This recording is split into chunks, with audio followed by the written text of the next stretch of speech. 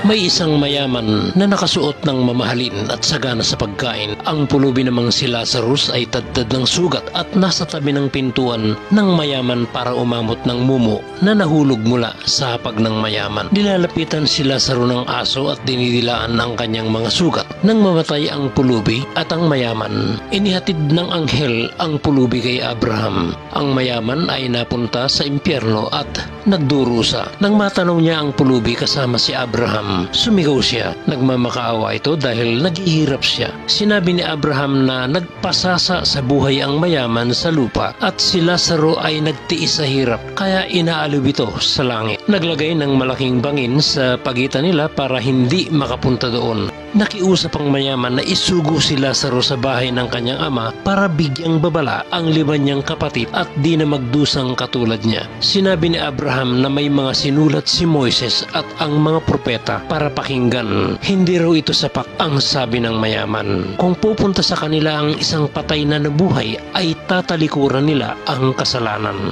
Pero sinabi ni Abraham na kung di nila pinakinggan ang mga sinulat ni Moises at mga propeta, di rin nila paniniwalaan ang isang patay na muling nabuhay. Marami pang Bible stories tayong maririnig sa Comics ng Pinoy TV.